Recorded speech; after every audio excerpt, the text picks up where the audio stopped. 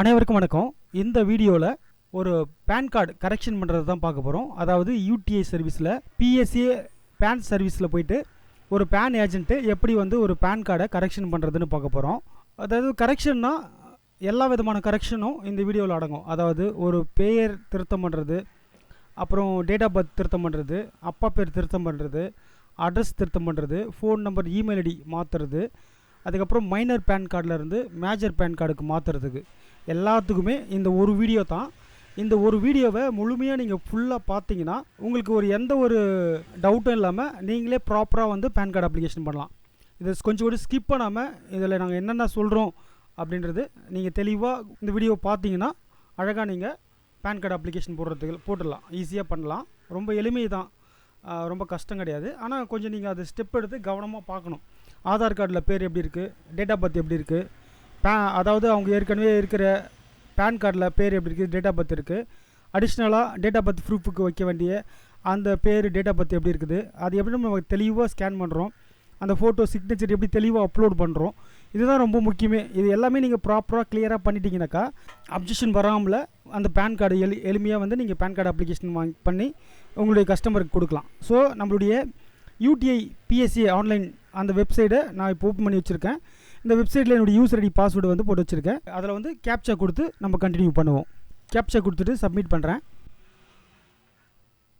Submit பண்ணோன்னே இன்றைக்கி நான் மொத்தமாக 4 முறை இந்த வெப்சைட்டை நான் லாகிங் பண்ணுறேன். அதனால தான் கீழே 4 லாகிங் காட்டுது. ஸோ யாருடைய பேன் ஏஜென்ட்டுடைய நம்பர் போட்டு ரிஜிஸ்டர் பண்ணியிருக்கீங்களோ பேன் ஏஜென்ட்டுக்கு ஒரு ஓடிபி வரும். அந்த ஓடிபி போட்டு லாகிங் பண்ணிக்கலாம். இப்போ லாகிங் பண்ணோடனே மேலே பாருங்கள், பச்சை கலரில் 2 பெண்டிங் அப்ளிகேஷன் இருக்குது.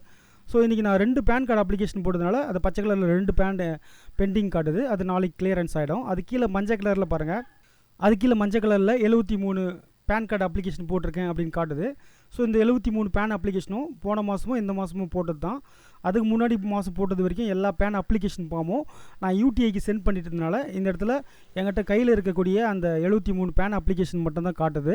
பாருங்கள், ரெட் கலரில் இருக்குது. அந்த ரெட் கலரு தான் நம்ம பேன் கார்டு அப்ளிகேஷன் போடுறதுக்கு கூப்பன் உடைய ரேட் அது. ஸோ அந்த கூப்பன் பர்ச்சேஸ் பண்ணுறது எப்படின்னாக்கா நம்மளுடைய ஆப்பி சொல்யூஷனில் போயிட்டு யூடிஐ பேன் சர்வீஸில் கூப்பன் பர்ச்சேஸ் இருக்கும். அதில் போய் மினிமம் 2 கூப்பன் பர்ச்சேஸ் பண்ணிக்கலாம். அங்கே பர்ச்சேஸ் பண்ணால் இங்கே யூடிஐ உடைய அந்த பிஎஸ்சி ஏஜென்ட் பேன் ஐடியில் உங்களுக்கு கூப்பனாக கன்வெர்ட் ஆகிட்டு அந்த இடத்துல மணி வந்துடும். ஸோ இப்போ நம்ம கரெக்ஷன் பேன் கார்டு அப்ளிகேஷன் போட போகிறோம். இதில் பார்த்தீங்கன்னா லெஃப்ட் ஹேண்ட் சைடில் மேலே ஹோம் பட்டன் இருக்கும். அதுக்கு மேலே அக்னாலஜ்மெண்ட் சென்டர் இருக்கும். அது பக்கத்தில் நியூ பேன் கார்டு இருக்கும். அது பக்கத்தில் சேஞ்ச் அண்ட் கரெக்ஷன் சிஎஸ்எஃப்னு இருக்கும். ஸோ இது வழியாக தான் நம்ம போய்ட்டு பேன் கார்டை கரெக்ஷன் பண்ணோம். அதில் பேன் அப்ளிகேஷன் இருக்கும். அதுக்கு நேராக request for the change correction in PAN data சிஎஸ்எஃப்னு இருக்கும். அதை நம்ம கிளிக் பண்ணிக்கலாம். ஸோ நம்ம அது கிளிக் பண்ணணுன்னு இதில் நம்ம டிஜிட்டல் மோட்லேயும் நம்ம பேன் கார்டு கரெக்ஷன் போட்டுக்கலாம், ஃபிசிக்கல் மோட்லேயே பண்ணலாம். இப்போ நம்ம ஃபிசிக்கல் மோடே செலக்ட் பண்ணிக்கலாம். செலக்ட் பண்ணிவிட்டு இங்கே பர்மனெண்ட் அக்கௌண்ட் நம்பர் இருக்கும். ஆல்ரெடி அவங்ககிட்ட இருக்கிற அந்த பேன் நம்பர் இங்கே என்டர் பண்ணிக்கலாம். பேன் நம்பர் என்டர் பண்ணிவிட்டு கீழே பார்த்தீங்கன்னா பேன் கார்டு மோடுன்னு இருக்கும். அதில் both PAN card, physical PAN card, PAN card இருக்கும். ஸோ அதை நம்ம கிளிக் பண்ணலாம். அது கிளிக் பண்ணால் மறுபடியும் அந்த பேன் நம்பர் இன்னொரு முறை என்டர் பண்ண சொல்லி கேட்கும். அதே பேன் நம்பரை இன்னொரு முறை என்டர் பண்ணிக்கலாம். ஸோ மறுபடியும் அந்த பேன் நம்பர் என்டர் பண்ணிவிட்டு ஓகே கொடுத்துக்கலாம். ஓகே கொடுத்துட்டு மறுபடியும் பேன் கார்டு மோடில் போத் ஃபிசிக்கல் பேன் கார்டை செலக்ட் பண்ணிவிட்டு சப்மிட் பண்ணலாம். சப்மிட் பண்ண உடனே இந்த இடத்துல ஒரு reference number, local reference number வந்துடும், டெம்பரரி ரெஃபரன்ஸ் நம்பர். அது ஓகே பண்ணிக்கலாம். இப்போ நம்ம பேன் கார்டில் அவங்களுக்கு நேம் திருத்தம் பண்ணோன்னாக்கா ஸோ இந்த ஃபில் நேம்னு இருக்கு பற்றி அந்த ரெட் கலர் பாக்ஸை டிக் அடிக்கணும். நேம் இவங்களுக்கு எதுவும் சேஞ்சஸ் பண்ண வேண்டியதில்லை, அது ஏற்கனவே கரெக்டாக தான் இருக்குது. அவங்க வெறும் டேட் ஆஃப் பர்த்தோ இல்லை ஃபாதர் நேமோ மாற்றணுன்னா தான் அங்கே போய் நம்ம டிக் அடிக்கணும். இப்போ ஃபுல் நேம் நம்ம சேஞ்சஸ் பண்ணுறதுனால இங்கே நம்ம நேம் டிக் கொடுத்துட்டேன். டிக் கொடுத்துட்டு அவருடைய ஆதார் கார்டில் பார்த்தீங்கன்னாக்கா நேம் எப்படி இருக்குது அப்படின்னாக்கா அவருடைய ஆஸ்பார் நேம் ஆதாரில் பார்த்தீங்கன்னாக்கா கோவிந்த சாய் எஸ்ன்னு இருக்குது. அதை நம்ம அப்படியே இங்கே என்டர் பண்ணிக்கலாம். ஸோ இந்த கோவிந்த சாய் எஸ்ன்றது இந்த ஆஸ்பார் ஆதார் நேம் நம்ம இங்கே என்டர் பண்ணுறதுனால கோவிந்த சாய் எஸ் அப்படின்றது தான் அவங்களுடைய பேன் கார்டிலே பிரிண்ட் ஆகிட்டு வரும். ஸோ இந்த கோவிந்த சாய் எஸ்ன்றதுனால இந்த கோவிந்த சாய் தான் ரொம்ப முக்கியமான நேமு. அந்த நேம் தான் நம்ம யாருக்கு பேன் கார்டுக்கு அப்ளிகேஷன் போடுறோமோ அவங்க நேம் தான் லாஸ்ட் நேமில் கொடுக்கணும்.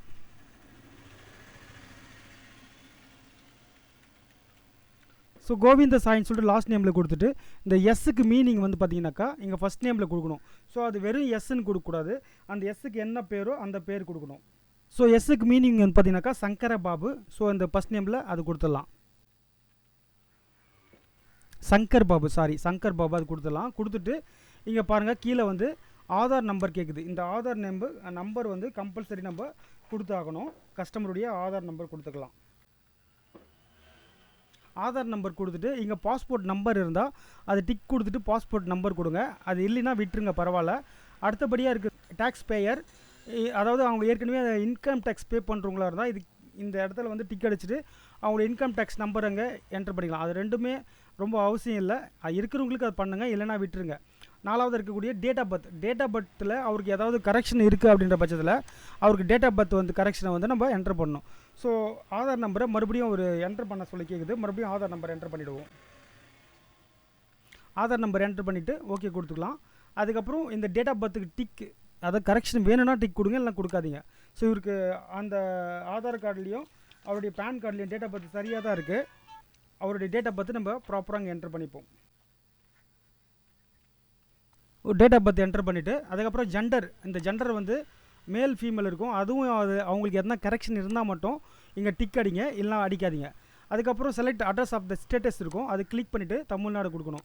இந்த select address of the status வந்து இதுக்கு முன்னாடி இல்லை, இப்போ தான் புதுசாக கொண்டு வந்திருக்காங்க, அதனால் அது தமிழ்நாடு கொடுத்துருங்க. அதுக்கப்புறம் டீட்டெயில்ஸ் ஆஃப் பேரண்ட்டுடைய அவருடைய ஃபாதர் நேம் வந்து தப்பாக இருந்தால் இது டிக் கொடுத்து ஃபாதர் நேம் வந்து என்டர் பண்ணுங்கள். அப்படி இல்லை அப்படின்ற பட்சத்தில் அவருடைய ஃபாதர் நேம் அப்படியே கரெக்டாக கொடுத்துருங்க. இந்த ஃபாதர் நேம் நீங்கள் கரெக்ஷன் பண்ணோம் டிக் அடிச்சிங்கனாக்கா ஃபாதர் நேமுக்கு கூடுதலாக ஒரு டாக்குமெண்ட் வைக்கணும். அதாவது Aadhaar card, date of birth ப்ரூஃப்க்கு கூடுதலாக வைக்கிறது இல்லாமல் அவங்களுடைய ஃபாதர் நேமுக்கும் ஒரு ப்ரூஃப் வந்து கண்டிப்பாக கொடுத்தாகணும். மதர் நேம் கொடுத்துக்கலாம். மதர் நேம் என்டர் பண்ணிவிட்டு இங்கே name of parent to be printed on the permanent account நம்பர்னு கேட்டது. அதாவது அவங்களுடைய பேன் கார்டில் அப்பா பேர் பிரிண்ட் ஆகி வரணுமா, அம்மா பேர் பிரிண்ட் ஆகி வரணுமான்னு கேட்குது. இதில் நம்ம ஃபாதர் நேமே கொடுத்துட்டு நெக்ஸ்ட் ஸ்டெப் கொடுப்போம். நெக்ஸ்ட் ஸ்டெப் கொடுத்தோன்னா father name is mismatch with a PAN record, please check the name of கரெக்ஷனுங்கிறது கேட்குது. அதை ஓகே பண்ணிக்கலாம். ஃபாதர் நேம் வந்து அவங்க ஏற்கனவே இருக்கிற ரெக்கார்டில் தப்பாக இருக்குது, நீங்கள் தப்பாக கொடுத்துருன்னு. ஸோ ஃபாதர் நம்ம கரெக்டாக தான் கொடுக்குறோம், ஆனால் டேட் ஆஃப் பர்த்தில் தப்பாக இருக்குதுன்னு சொல்லுது. ஸோ அதனால் ஃபாதர் நேம் வந்து கரெக்ஷனுக்கு டிக் அடிச்சிடுவோம். டிக் அடிச்சுட்டு நெக்ஸ்ட் ஸ்டெப் கொடுப்போம். நெக்ஸ்ட் ஸ்டெப் கொடுத்தோடனே இங்கே வந்து ப்ரூஃப் ஆஃப் ஐடென்டிட்டியில் ஆதார் அதுவே வந்தது. அதுக்கப்புறம் ஃபாதர் நேம் ப்ரூஃப்க்கு வேறு ஏதாவது ஒரு டாக்குமெண்ட் வைக்கணும்னு சொல்லுது. நம்ம மெட்ரிகுலேஷன் சர்டிஃபிகேட்டில் இருக்குது, அதை வச்சுக்குவோம். அதுக்கப்புறம் அட்ரஸ் ப்ரூஃப்க்கு ஆதார் அதுவே எடுத்துக்கிச்சு. அதுக்கப்புறம் document submit proof of date of பர்த்துக்கும் நம்ம அதுவே வந்து மெட்ரிகுலேஷன் சர்டிஃபிகேட் நம்ம கொடுத்துப்போம். அதுக்கப்புறம் document submit for the as per PAN இருக்கும். அதை யூடிஏல பேன் அப்ளிகேஷன் போட்டால் ஸோ பேன் காப்பி கண்டிப்பாக இருந்தால் அது சப்மிட் பண்ணணும். இல்லை அது தொலைஞ்சி போச்சுனாக்கா போலீஸ் ஸ்டேஷனில் போய்ட்டு எஃப்ஐஆர் காப்பி வச்சு பண்ணணும். அப்படி இல்லைனா பேன் கார்டை வந்து அக்னாலஜ்மெண்ட் லெட்டர் இருக்கும், அதை வச்சு பண்ணிக்கலாம். இப்போ பேன் காப்பி இருக்குதுனால பேன் காப்பி நான் கொடுத்துக்கிறேன். அதுக்கப்புறம் மேக் ஏ பேமெண்ட் இருக்குது, அது கொடுத்துக்கலாம். So select correction or name changes in radio button கேட்குது, அது ஓகே கொடுத்துட்டு நம்ம கரெக்ஷன் பண்ணுறோம். அதனால் கரெக்ஷன் கிளிக் பண்ணிவிட்டு மேக் ஏ பேமெண்ட் கொடுத்துப்போம். மேக் ஏ பேமெண்ட் கொடுத்தோன்னா மறுபடியும் ரெஃபரன்ஸ் நம்பர் ஒன்று புதுசாக காட்டுது, அது ஓகே பண்ணிக்கலாம்.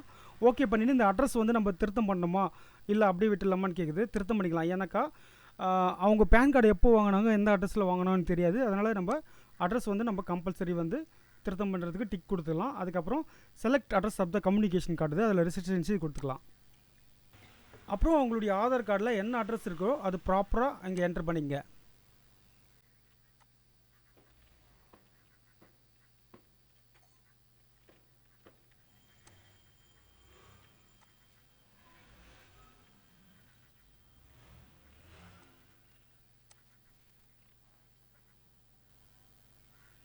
அட்ரஸ் ப்ராப்பராக என்டர் பண்ணிவிட்டு இங்கே அப்புறம் கான்டாக்ட் டீட்டெயில்ஸில் வந்து mobile number and email ID change பண்ணணுமான்னு கேட்குது, அதுவும் டிக் அடிச்சிடுங்க. ஏன்னாக்கா அவங்க ஏற்கனவே அவங்க பேன் கார்டில் என்ன மொபைல் நம்பர் என்ன இமெயில் ஐடி கொடுத்துருப்பாங்கன்னு தெரியாது. அதனால் நம்ம இப்போ இருக்கிற ஃபோன் நம்பரும் இமெயில் ஐடியும் அதில் அப்டேட் பண்ணிவிடுவோம். இது மொபைல் ஐஎஸ்டியில் ஐஎன் போட்டிங்கனாக்கா நம்ம இந்தியான்னு வந்துடும், அதை பார்த்துக்கலாம். ஐஎன்ட்டு போட்டால் இந்தியா 91 வந்துடும், அது போட்டுருங்க. அதுக்கப்புறம் அவங்களுடைய மொபைல் நம்பர் என்டர் பண்ணிங்க. அதுக்கப்புறம் இந்த இமெயில் ஐடியை வந்து கம்பல்சரி போட்டுருங்க. இமெயில் ஐடிக்கு தான் அவங்களுக்கு வந்து ஒரு பேன் கார்டு வரும். அதுக்கப்புறம் வேறு எதனா ப்ராப்ளம்னாலும் அந்த இமெயில் ஐடி வச்சு அவங்க சரி பண்ணிக்கலாம்.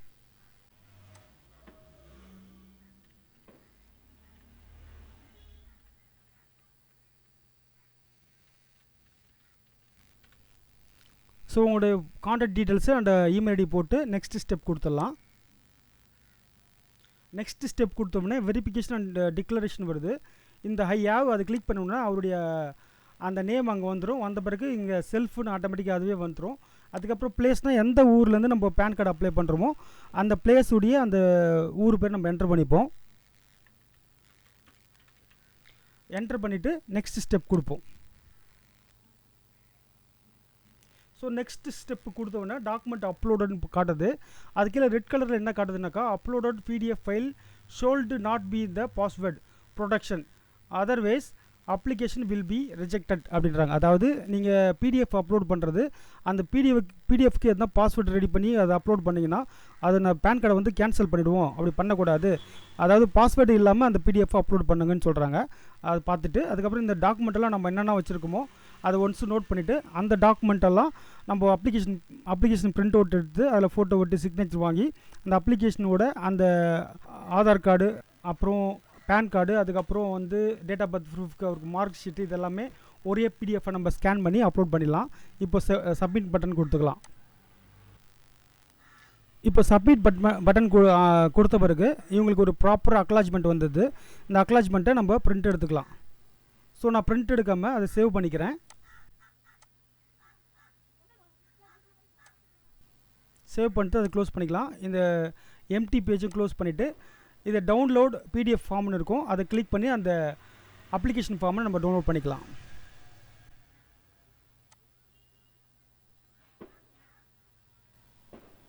ஸோ அப்ளிகேஷன் ஃபார்மை நம்ம ஓப்பன் பண்ணியாச்சு. இந்த அப்ளிகேஷன் ஃபார்மில் ரெண்டு பக்கமும் ஃபோட்டோ ஒட்டி இந்த அப்ளிகேஷனில் ரெண்டாவது பேஜில் இருக்கக்கூடிய அந்த லாஸ்ட்டில் இருக்கக்கூடிய அந்த சிக்னேச்சர் போடுற இடத்துல அந்த யாருக்கு நம்ம பேன் கார்டு அப்ளை பண்ணுறோமோ அவருடைய பேர் இங்கே சிக்னேச்சர் போட்டு இந்த அப்ளிகேஷன் ஃபார்மு அந்த அப்ளிகேஷன் ஃபார்மோட அந்த சப்போர்ட்டிங் டாக்குமெண்ட்டெல்லாம் வந்து நம்ம அடிஷ்னலாக ஸ்கேன் பண்ணி அப்லோட் பண்ணணும். அது எப்படின்றது பார்ப்போம். இப்போ இந்த அப்ளிகேஷன் ஃபார்மை நம்ம பிரிண்ட் எடுக்கலாம்.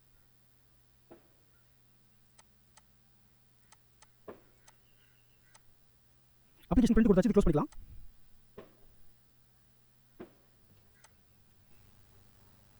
க்ளோஸ் பண்ண உடனே இந்த அக்னாலஜ்மெண்ட்டும் நம்ம க்ளோஸ் பண்ணிக்கலாம். க்ளோஸ் பண்ண உடனே மறுபடியும் நம்மளுடைய அந்த பிஎஸ்சி ஆன்லைன் வந்து மெயின் பேஜுக்கு அதுவே வந்துடும். ஸோ இதில் இருக்கக்கூடிய அமௌண்ட் வந்து கேன்சல் ஆகிடும். கேன்சல் ஆன பிறகு நம்ம அந்த பேன் அப்ளிகேஷன் ஃபார்மெல்லாம் ரெடி பண்ணிவிட்டு எங்கே நம்ம டாக்குமெண்ட் அப்லோட் பண்ணோம்னாக்கா இந்த சேஞ்ச் கரெக்ஷன் சிஎஸ்எஃப்பில் கீழே டாக்குமெண்ட்னு இருக்கும். இதில் அப்லோடுன்னு காட்டும். ஸோ இந்த இடத்துல தான் போய்ட்டு அவருடைய அந்த அப்ளிகேஷன் ஃபார்மு ஃபோட்டோ சிக்னேச்சரு இதெல்லாம் இங்கே தான் அப்லோட் பண்ணோம். நம்ம இன்றைக்கி அப்ளிகேஷன் போட்டு இன்றைக்கே டாக்குமெண்ட்டெல்லாம் அப்லோட் பண்ணால் இந்த இடத்துல காட்டும். சப்போஸ் இன்றைக்கி நம்ம அப்ளிகேஷன் போட்டு இப்போ எல்லாமே பிரிண்ட் எடுத்து வச்சுட்டு அதில் ஃபோட்டோ ஒட்டி கையெழுத்து வாங்குறதுக்கு ஒரு நாள் 2 நாள் லேட் ஆகும்னாக்கா அது இந்த இடத்துல டாக்குமெண்ட்டில் காட்டாது. அது வந்து பார்த்திங்கனாக்கா பேன் அப்ஜெக்ஷன் கிளியரன்ஸ் சிஎஸ்எஃப்னு இருக்கும். அதில் போய்ட்டு ஃபைண்ட் அப்ஜெக்ஷன் காட்டும், இல்லை அப்லோட் அப்ஜெக்ஷனில் காட்டும். அது உள்ளார போய்ட்டு அப்லோட் பண்ணிக்கலாம். இந்த அப்ளிகேஷன் ஃபார்மில் ஃபோட்டோ ஒட்டி சிக்னேச்சர் வாங்கி அது எப்படி நம்ம அப்லோட் பண்ணுறதுன்னு நான் காட்டுறேன். இப்போ அந்த அப்ளிகேஷன் ஃபார்மு ஃபோட்டோ ஒட்டி சிக்னேச்சர் வாங்கியாச்சு. இப்போ எப்படி ஸ்கேன் பண்ணுறதுன்னு பார்ப்போம். இப்போ என்கிட்ட எப்சன் ஸ்கேனர் இருக்குது, அது ஓப்பன் பண்ணிக்கலாம். எப்சன் அப்ளிகேஷனில் ஸோ ஆட்டோ டெபிட் வச்சுக்கிறோம், அப்புறமேட்டு சிங்கிள் பேஜ் வச்சுக்கிறோம், அதுக்கப்புறம் டாக்குமெண்ட் A4 வச்சுக்கிறோம், அதுக்கப்புறம் கலர் வச்சுக்கிறோம், அப்புறம் ரெசல்யூஷன் வந்து பார்த்திங்கனாக்கா 200 dp வச்சுட்டு ஸோ இதில் வந்து பார்த்திங்கன்னா add or edit pages after வந்து ஸ்கேனிங் வந்து டிக் பண்ணி வச்சுக்கிறோம். அப்போ தான் நம்ம இந்த 5 பேஜும் வந்து பார்த்திங்கனாக்கா ஸ்கேன் பண்ணால் ஒரே PDF வரும். இப்போ ஃபஸ்ட்டு பேஜை நான் ஸ்கேன் பண்ணுறேன். அப்புறம் அப்ளிகேஷனுடைய 2வது பேஜை ஸ்கேன் பண்ணுறேன். அதுக்கப்புறம் அவருடைய ஆதார் கார்டை ஸ்கேன் பண்ணுறேன். அதுக்கப்புறம் அவர் ஸ்கூல் மார்க் ஷீட்டை வந்து ஸ்கேன் பண்ணுறேன். அதுக்கப்புறம் அவருடைய பேன் கார்டை ஸ்கேன் பண்ணிக்கிறேன். ஸ்கேன் பண்ணதை சேவ் பண்ணிக்கலாம்.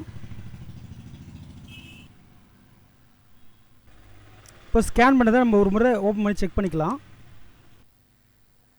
இப்போ பார்த்தீங்கன்னா அந்த அப்ளிகேஷன் ஃபார்மில் 2 ஃபோட்டோ ஓட்டிட்டு ஸ்கேன் பண்ணியிருக்கேன். அதுக்கப்புறம் அந்த 2வது பேஜில் இருக்கக்கூடிய அதில் வந்து சிக்னேச்சர் வாங்குறது காமிக்கிற இது மாதிரி சிக்னேச்சர் வாங்கிக்கலாம். அதுக்கப்புறம் 3வதாக வந்து அவருடைய ஆதார் கார்டு ஸ்கேன் பண்ணியிருக்கேன். 4வதாக வந்து பார்த்திங்கன்னா அவருடைய மார்க் ஷீட்டு ஸ்கேன் பண்ணியிருக்கேன். 5வதாக வந்து பார்த்திங்கனாக்கா அவருடைய பேன் கார்டை வந்து நான் ஸ்கேன் பண்ணியிருக்கேன். இந்த மாதிரி ஸ்கேன் பண்ணி ரெடியாக வச்சுக்கோங்க. அதுக்கப்புறம் அவருடைய ஃபோட்டோவும் சிக்னேச்சரும் நம்ம கிராப் பண்ணி அது உள்ள அப்லோட் பண்ணலாம். ஸோ அவருடைய ஃபோட்டோவும் சிக்னேச்சரும் நான் கிராப் பண்ணி வச்சுருக்கிறேன். அது எப்படி கிராப் பண்ணுறது அப்படின்னாக்கா, ஆல்ரெடி வந்து வாட்ஸ்அப்லேருந்து அது அவர் அனுப்பிச்சிருந்தார். அது டவுன்லோட் பண்ணி நான் இங்கே வச்சுருக்கேன், அவர் ஃபோட்டோவும் சிக்னேச்சரும். இதை நம்ம ஹாப்பி சொல்யூஷன் உள்ளே அந்த வெப்சைட்டில் போய்ட்டு இந்த அப்லோடு பண்ணுறது மாதிரி அதை நம்ம ரெடி பண்ணிப்போம். அந்த ஃபோட்டோவும் அந்த சிக்னேச்சரும் அப்லோட் பண்ணுற மாதிரி நம்ம கரெக்டாக ரிசல்யூஷன் பண்ணிப்போம். ஹாப்பி சொல்யூஷனில் ஃபோட்டோ சிக்னேச்சர் கிராப் டூலில் ஓப்பன் பண்ணி அதுக்குள்ளார அவருடைய ஃபோட்டோவை வந்து நம்ம அப்லோட் பண்ணி அதை கம்ப்ரஸ் பண்ணிப்போம்.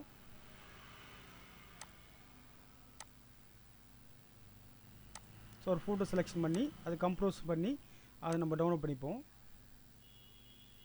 அதுக்கப்புறம் அவருடைய சிக்னேச்சரும் இது உள்ளார கொண்டு வந்து அதுவும் கம்ப்ரோஸ் பண்ணி நம்ம டவுன்லோட் பண்ணிப்போம்.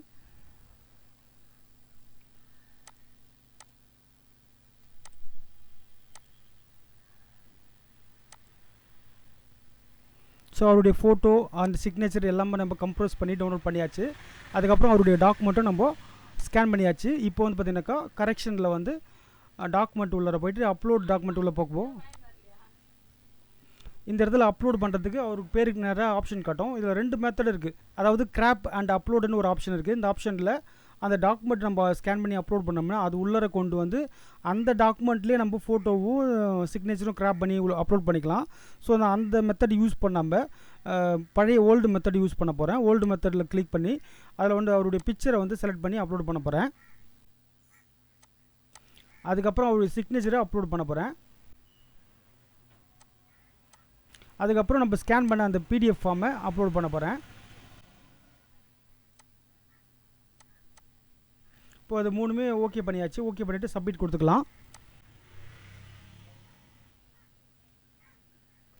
இப்போ வந்து பார்த்திங்கன்னா டாக்குமெண்ட் அப்லோட் சக்ஸஸ்ஃபுல்லின்னு வந்தது. ஸோ இதே மெத்தடில் தான் நம்ம வந்து ஒரு கரெக்ஷன் பேன் கார்டு அப்ளிகேஷன் போடணும். இந்த வீடியோவில் உங்களுக்கு இன்னும் ஏதோ தெளிவாக புரியலன்னா இந்த வீடியோ கீழே கமெண்ட் பாக்ஸில் கமெண்ட் பண்ணுங்கள். உங்களுக்கு நான் எக்ஸ்பிளைன் பண்ணுறேன். இந்த வீடியோவை லைக் பண்ணுங்கள், உங்கள் ஃப்ரெண்ட்ஸுக்கு ஷேர் பண்ணுங்கள். மறக்காமல் நம்மளுடைய யூடியூப் சேனல், ஃபேஸ்புக் அண்ட் இன்ஸ்டாவை ஃபாலோ பண்ணி சப்ஸ்கிரைப் பண்ணிங்க. நன்றி, வணக்கம்.